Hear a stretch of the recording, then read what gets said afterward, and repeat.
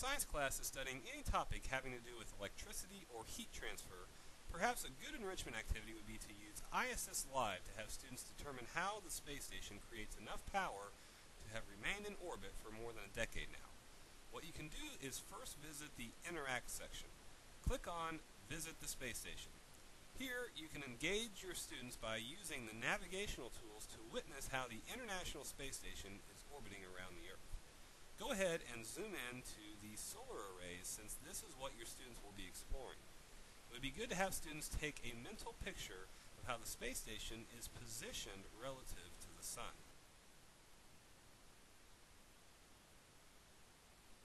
Once this is done, go back and click on Explore MCC and navigate freely for a moment so students can see where data from the space station ends up. Eventually, you should stop at the SPARTAN console. Explain to students that the SPARTAN console is responsible for monitoring the solar panels and the cooling system. Have students read the console handbook, which is laying just to the right of the console. Once this is done, you may now want to have a quick discussion with your students about what specific data this officer must keep track of. You can tease them by hinting at the fact that they will eventually get to see the actual data coming in from this console live from outer space. But for now, go ahead and click on the Operations section so students can learn a bit more about a system. Focus on the Core Systems tab, and then highlight the Electrical Power section.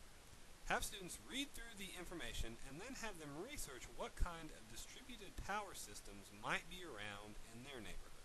Once this is done, go ahead and allow the students to see the live data coming from the SPARTAN console display.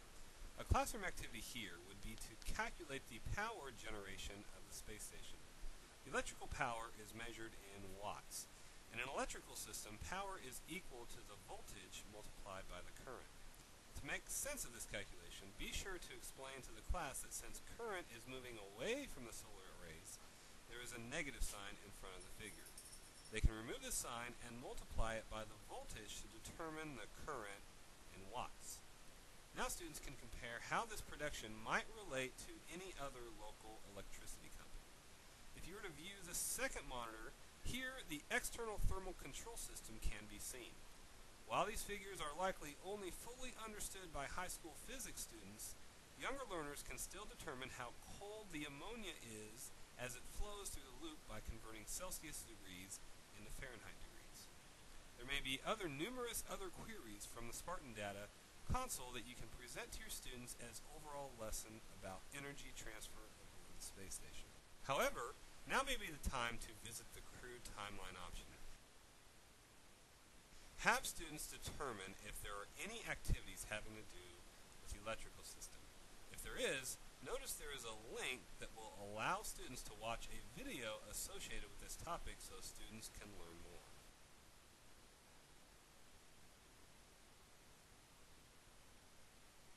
Finally, have your students visit the Educator section so they can focus their thoughts about what they learned exploring ISS Live on a blog that is soon to come. Students may also be interested in downloading the ISS Live app available on iTunes and Android Market. These apps can certainly help you do other classroom activities in the future as well. Enjoy!